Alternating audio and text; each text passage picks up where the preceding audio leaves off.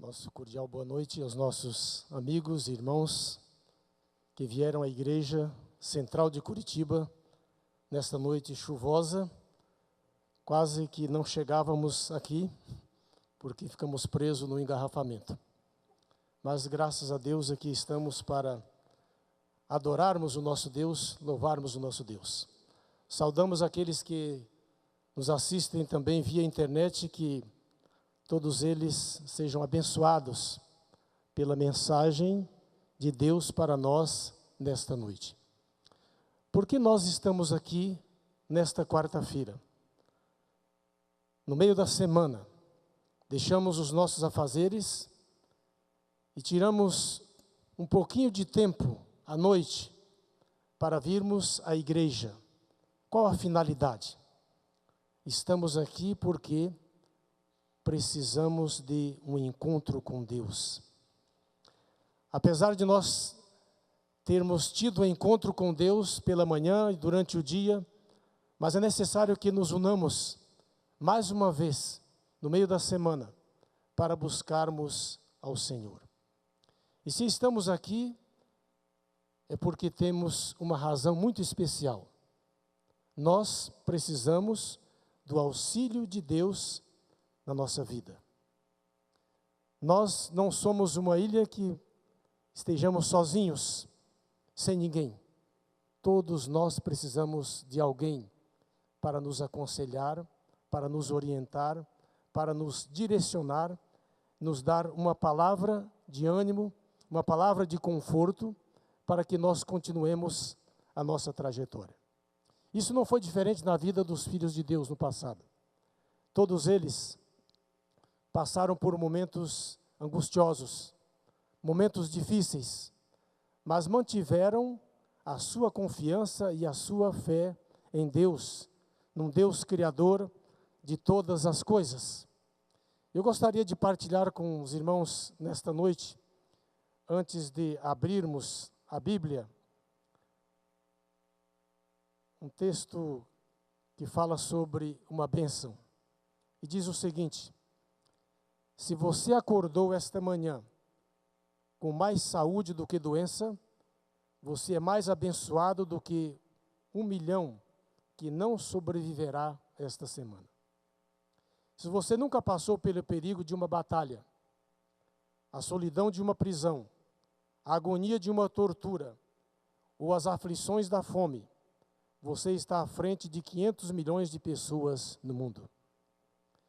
Se você pode frequentar uma sessão de igreja sem o medo de molestamento, prisão, tortura ou morte, você é mais abençoado do que 3 bilhões de pessoas no mundo.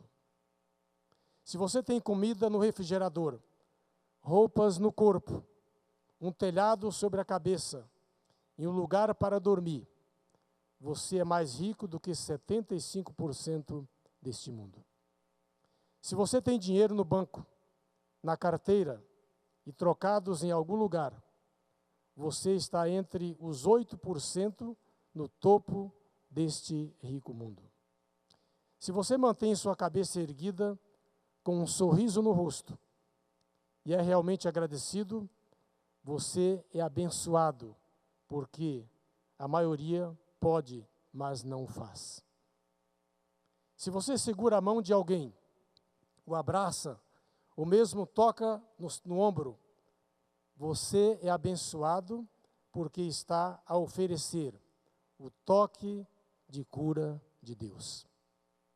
Se você pode ler esta mensagem, você recebeu o dobro de bênçãos daquele que pensou em você, e mais você é abençoado do que 2 bilhões no mundo que absolutamente não podem ler. Que todos vocês, diz a mensagem, tenham um bom dia, nós diremos, tenham uma boa noite, com as bênçãos de Deus, porque todos nós somos abençoados por Deus. Antes de abrirmos a palavra de Deus nesta noite, eu gostaria de, mais uma vez, colocar diante de Deus a nossa vida, os momentos que nós teremos a seguir. Inclinemos as nossas frontes, fechemos nossos olhos para orarmos. Querido Pai, nada somos diante da Tua presença, mas estamos aqui imbuídos de uma missão de transmitir a Tua palavra nesta noite. Pedimos a unção do Teu Santo Espírito, que o mesmo recaia sobre cada um de nós aqui nesta igreja, para que quando sairmos deste recinto, saiamos revigorados, fortalecidos pela Tua mensagem. Toma-nos em Tuas mãos e usa-nos como mensageiro Teu. Não porque merecemos, nós confiamos nas Tuas misericórdias e no Teu poder. Aceite a nossa prece e a nossa oração neste momento. Em nome de Jesus. Amém. Gostaria que vocês abrissem suas Bíblias no livro de 1 Timóteo. 1 Timóteo, capítulo 1. Timóteo, capítulo 1. 1 Timóteo, capítulo 1. Nós encontramos aqui, quando o apóstolo Paulo passava por diversas experiências do seu ministério, ele era grato a Deus por isso. E no capítulo 1 de 1 Timóteo, versículo 12, ele diz assim: sou grato para com aquele que me fortaleceu, Cristo Jesus, nosso Senhor, que me considerou fiel, designando-me para o ministério. E ele continua dizendo no versículo 13, a mim, que noutro tempo era blasfemo e perseguidor, e insolente, mas obtive misericórdia, pois fiz na ignorância, na incredulidade. Versículo 14, transbordou, porém, a graça de nosso Senhor com fé e o amor que há em Cristo Jesus. Fiel é a palavra, digna de toda aceitação, que Cristo Jesus veio ao mundo para salvar pecadores, dos quais eu sou o principal.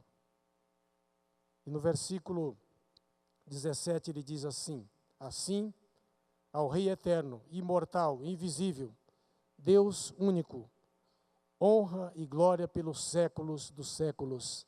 Amém. Queridos, quando o apóstolo estava aqui no seu ministério, muitas vezes abatido, judiado pelos perseguidores, maltratado por seus inimigos, mas ele continuava tendo uma convicção de que o seu ministério só tinha um único valor porque ele foi escolhido por Cristo Jesus. Ele não dava valor nenhum a si próprio, mas ele colocava toda a sua vida nas mãos do nosso Criador. E ele falava abertamente: Jesus Cristo, o meu Salvador. Esta era a convicção que ele tinha, esta era a alegria que ele tinha de pensar que ele vivia num mundo perseguido, sofrendo, mas tendo a certeza de que Jesus não o abandonava. Em todos os momentos da sua vida, ele tinha algo a dizer. Eu agradeço ao meu Deus, eu agradeço a Jesus. Sempre ele tinha uma palavra de estímulo no seu viver. Mas, qual era o objetivo principal do apóstolo Paulo, quando ele diz, fiel é a palavra de Deus? Ele sabia que jamais seria abandonado.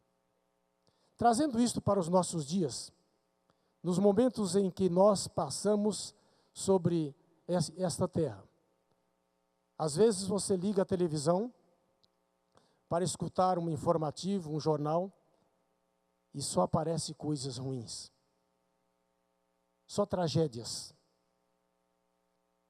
só enganos, furtos, morte e assim por diante. Este é o mundo em que nós vivemos hoje.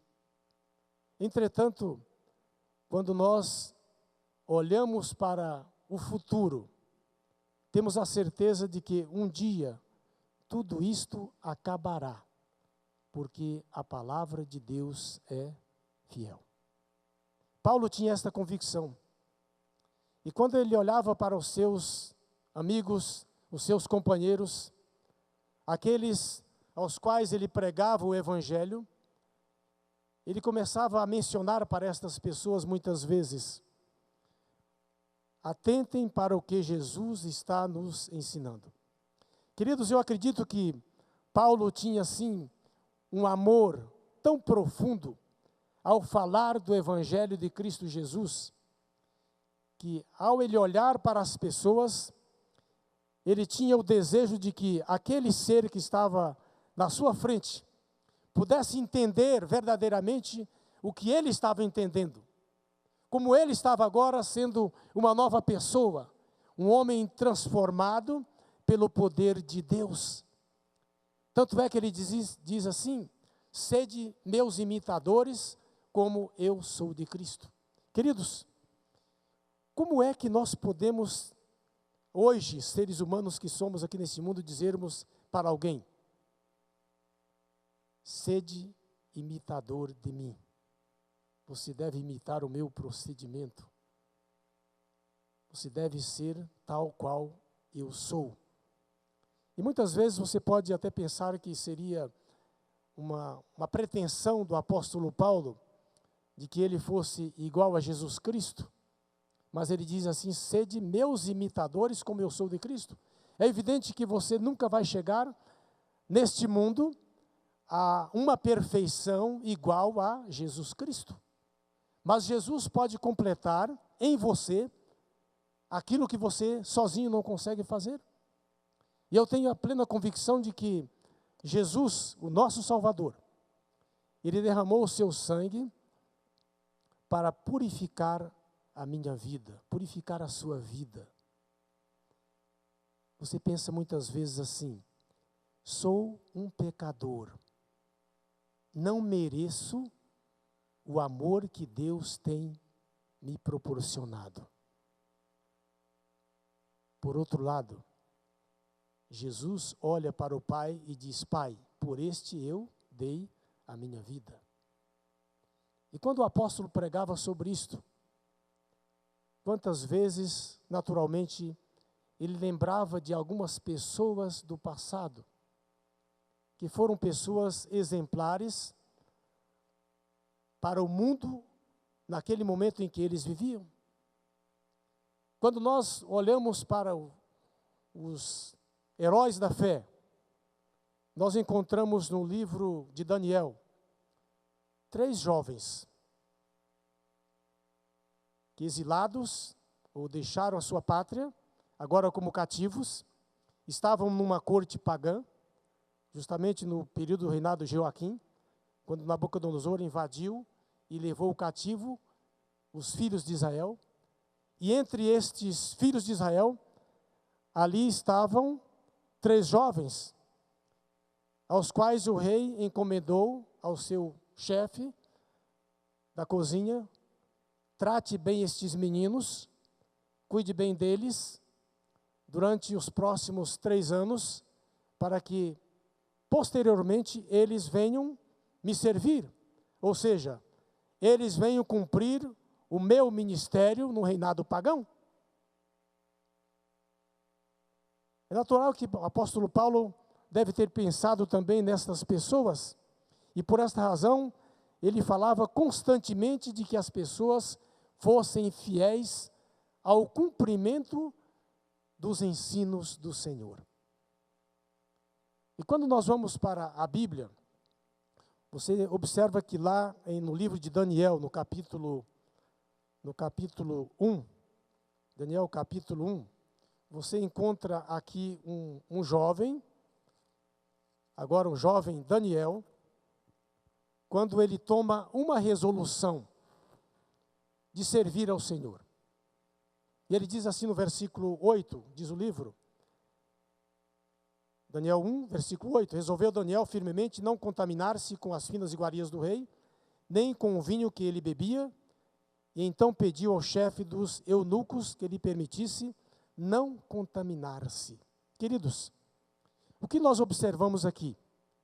alguém preso, alguém cativo, alguém numa corte pagã, mas guardava na sua mente algo que ele tinha aprendido com os seus pais, algo que ele tinha aprendido com o seu povo, com a sua igreja da época. E ali dentro daquela corte, ele estava preservando dentro do seu coração, dentro da sua mente, influenciando também os seus 3 companheiros, para que ali eles fossem fiéis ao Senhor, custasse o que custasse.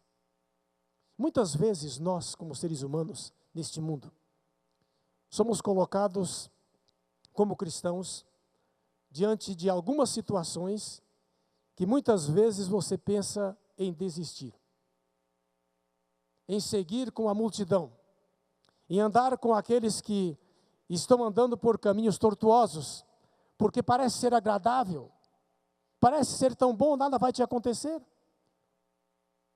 Mas não era esta a convicção daqueles rapazes. Eles tinham a plena convicção de que, se eles tivessem que morrer por Deus, eles morreriam, mas não vacilariam a sua fé. Eles não iriam dobrar-se diante do paganismo, de adorar deuses, tanto é que os seus nomes foram trocados, justamente para significar deuses pagãos, naquela corte de Nabucodonosor. Mas eles continuaram tendo a percepção visível de que Deus estava com eles e que eles não deveriam mudar o seu comportamento. O que isso nos ensina nos dias de hoje? Quando nós lemos a Bíblia, quando nós olhamos para o que Deus tem a nos ensinar, será que nós devemos seguir com o mundo ou seguir com Deus? Será que devemos abandonar a Deus e seguirmos com o que o mundo nos ensina, ou vivermos uma vida sagrada diante do Senhor? Este é o desejo de Deus, que você seja feliz, que você tenha uma vida exemplar diante de um mundo que perece muitas vezes pela ignorância ou por falta de conhecimento da palavra de Deus.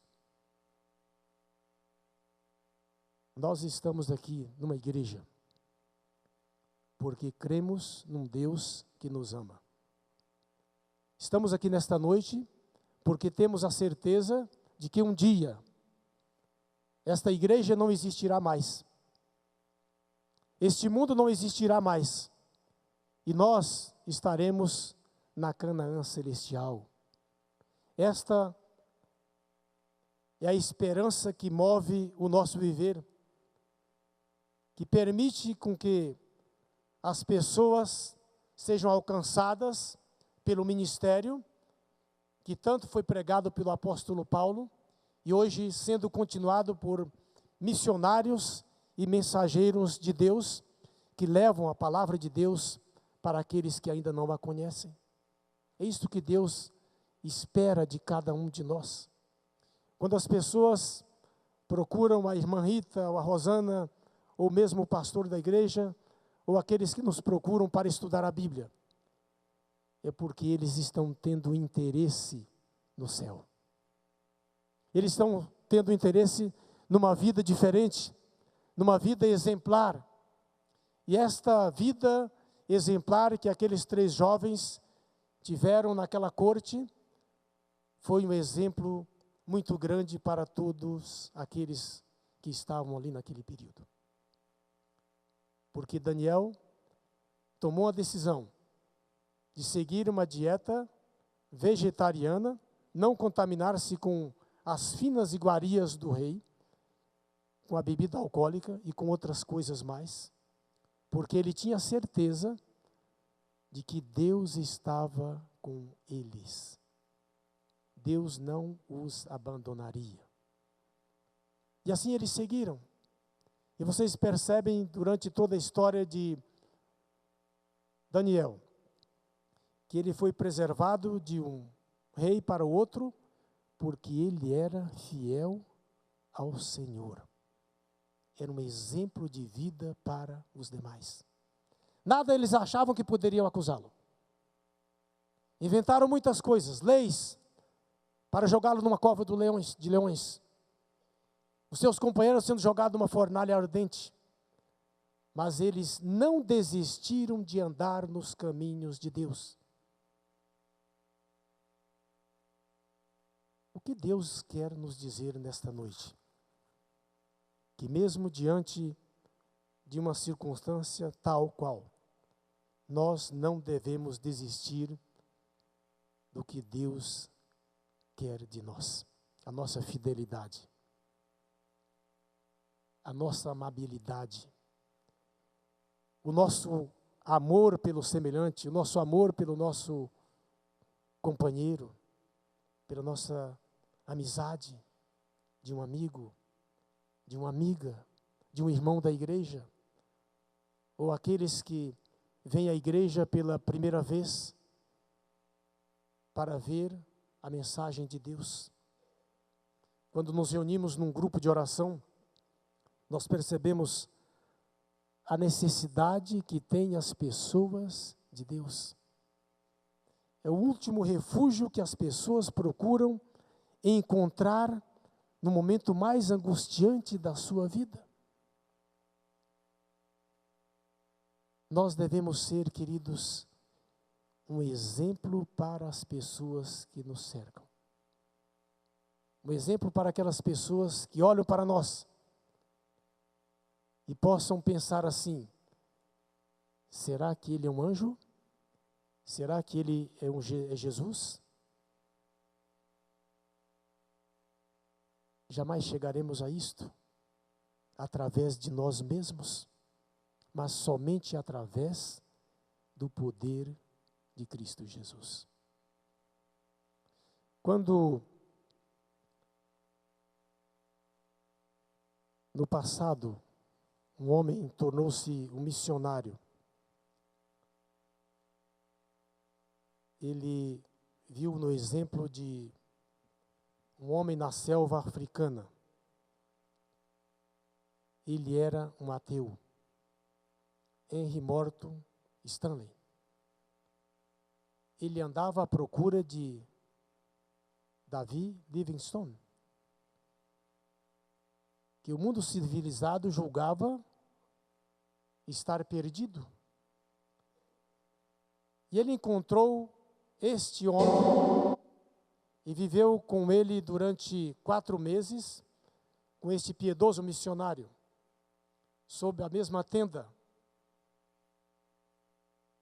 E quando ele despediu-se deste missionário, ele escreveu para a Inglaterra, e ele disse assim: 4 meses e 4 dias,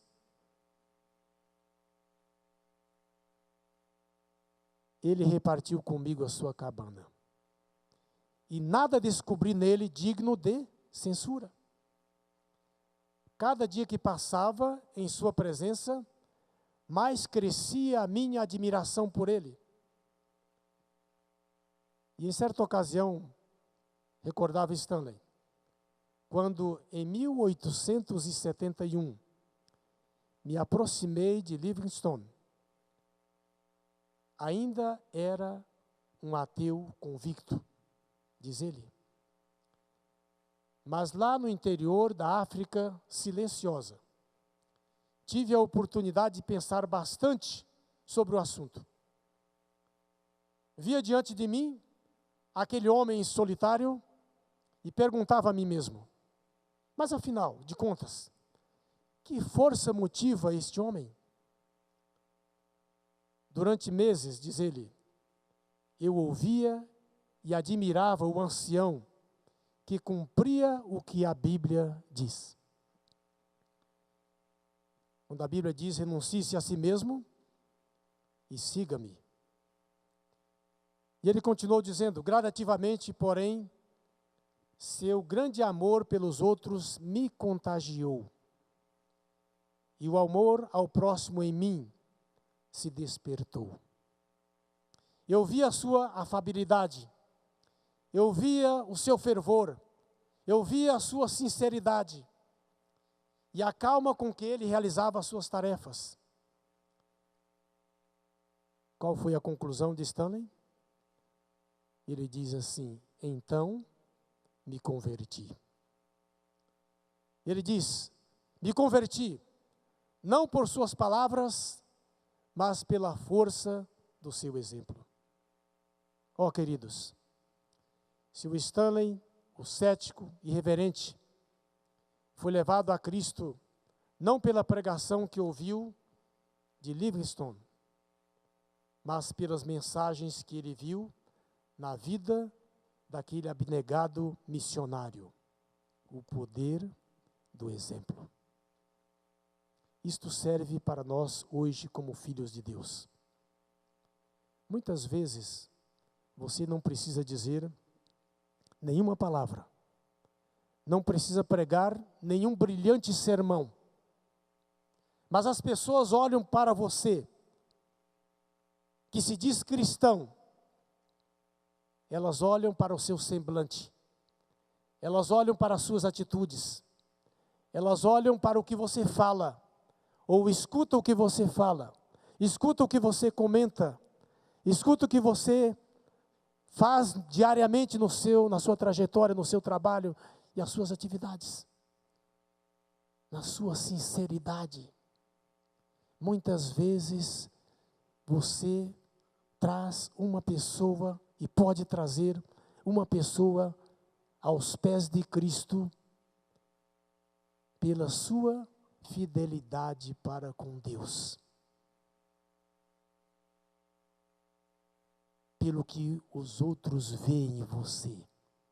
Diz o apóstolo Paulo: todos nós somos uma carta aberta diante do mundo. E quando as pessoas nos olham, queridos, nós vamos agora à última mensagem bíblica desta noite, nos últimos versículos. Nós temos aqui no livro de Tito, capítulo 2, quando ele diz assim, capítulo 2, versículo 7, torna-te pessoalmente padrão de boas obras. No ensino mostra integridade, reverência. Mas há algo que ele continua dizendo no versículo 8 do capítulo 2 de Tito.